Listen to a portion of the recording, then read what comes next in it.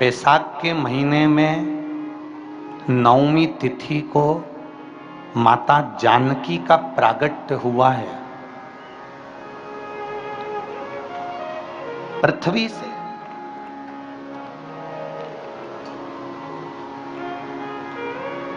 कभी एक विचार करिएगा कि नरसिंह अवतार बैसाख के महीने में हुआ, कुर्मा अवतार बैसाख के महीने में हुआ, हयग्रीव अवतार बैसाख के महीने में हुआ, परशुराम अवतार बैसाख के महीने में हुआ, माता जानकी का अवतार बैसाख के महीने में हुआ। आखिर बैसाख के महीने में, माधव महीने में इतनी महत्वता क्यों?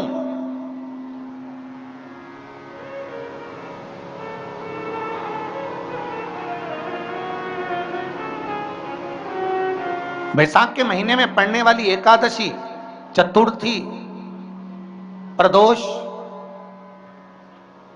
अमावस्या, पूर्णिमा, शिवरात्रि, ये सभी इतनी महत्वपूर्ण क्यों हो जाती है?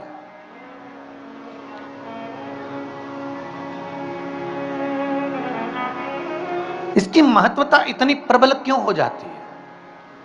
किस लिए? क्योंकि बैसाख का जो महीना पड़ता है, सूर्य की संपूर्ण तपन, सूर्यदेव अपने पूर्ण तेज के साथ में, पूर्ण तेज के साथ में मृत्यु लोक के निवासियों पर, चाहे जलचर हो, थलचर हो, वायुचर हो, चाहे जो जीव हैं, उस पर जब किरण फेंकते हैं तो संसार का जो मनुष्य है उस पर जब ताप पड़ता है तो ताप पड़ने के कारण उसके मुख से भगवान का नाम निकल ही जाता है, स्मरण नाम निकल ही जाता है। जब उसके मुख से भगवान का नाम निकलता है तो वो भगवान की शरणागति खुद ग्रहण कर लेता है स्वयं।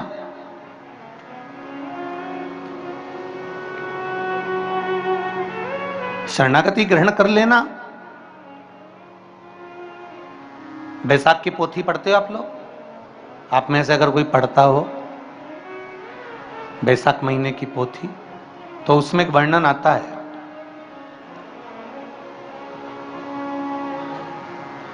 गीता प्रेस गोरखपुर के कल्याण अंक में भी आप ये पावन बैसाख चरित्र श्रवण कर सकते हैं। उसमें बैसाख महीने की पोथी में 10वें दिवस की कथा में 10वें अध्याय में एक व्याध और शंख मुनि का चरित्र आता है।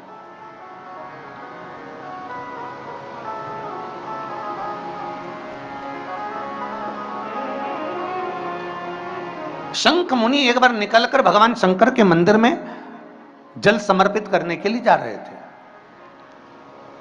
और शिव मंदिर की ओर जाते जाते जाते जाते जाते जाते बीच मार्ग में चलते चलते चलते चलते और वो शंख मुनि जब शिव के मंदिर में पहुंचे, शंकर भगवान के मंदिर में जाकर उन्हें दर्शन किया,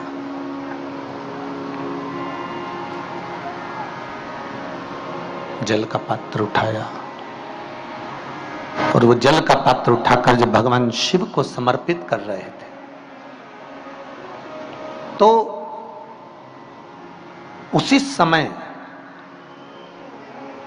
जल का पात्र उठाकर जब शंकर भगवान को समर्पित करा गया और शंख मुनि निकलकर जब बाहर आ रहे थे, आते आते शंख मुनि के मन में एक भाव उत्पन्न हो गया कि जब हम भगवान शिव को कुछ वस्तु समर्पित करते हैं तो उसका फल, उसका पुण्य फल हमें कितने समय में प्राप्त होता है। ये शंख मुनि के मन में एक विचार जागृत हो गया, शंख मुनि के मन में एक भाव जागृत हो गया।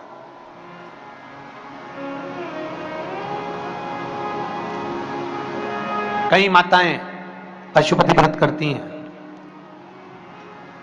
कई ऐसी भी माताएं हैं जिन्होंने 2-3 बार पशुपति व्रत कर लिए होंगे, दूसरे को बताया, उसने व्रत करा, उसका हो गया, उसको फायदा भी मिल गया, और ये 3 कर ली, उसके बाद भी कुछ ना कुछ रह गया। तो इसके मन में आया कि बताओ, मैं भी व्रत कर रही हूँ, ये भी व्रत कर रहे हैं, ये भी व्रत को सुन कर रहा है, मैं भी व्रत कर रही हूँ, आखिर बात समझ में नहीं आती। उसको लाभ मिल गया, मुझे लाभ नहीं मिला। उसको लाभ की अनुभूति हो गई, मुझे लाभ की अनुभूति नहीं हुई। तो कभी विचार करना कि तुमने उसको पशुपति व्रत बताया, उसने व्रत किया और बड़े दिल से करा, बड़े बड़े दिल से करा, तुम्हारे बताए अनुसार करा। मतलब तुम्हारी बात पर कितना विश्वास होगा उसको, तुम्हारी बात पर कितना भरोसा होगा उसको। और तुम्हारे बताए अनुसार उसने पशुपति व्रत कर लिया और उसका काम हो गया। और तुम 2 बार, 3 बार, 4 बार, 5 बार कर चुकी तो भी नहीं हुआ। उसका कारण क्या हो सकता? उसका एक कारण है, तुम्हारी बात पर उसने विश्वास कर लिया, पर तुम अभी विश्वास पूर्ण रूप से कर नहीं पाई हो। तुमने ये सोचा है कि दुनिया कर रही है तो अपन भी कर लो। एक बार महाराज ने बोला है, कर लो, देखा जाएगा। पर तुम्हारे भारत में वो जागृतता, तुम्हारे पास में वो बल, तुम्हारे पास में वो जागृतता, तुम्हारे पास में वो बल, तुम्हारे पास में वो विवेक, तुम्हारे पास में वो बल प्राप्त नहीं हुआ, वो विश्वास जागृत नहीं हुआ। यदि तुम्हारे पास वो विश्वास जागृत हो जाता, वो बल जागृत हो जाता, तो तुमने जब पशुपति व्रत करा उसका फल तुमको मिल जाता। अगर विश्वास जागृत होता तो फल मिल जाता। मेरी जीजियों, 2 चीजें बड़ा स्मरण में रखिएगा। एक, बैसाख महीने में मट्टी के पात्र का जल, अभी क्या चल रहा है? फागुन। अभी क्या चल रहा है? फागुन। जब बैसाख का महीना आए ना,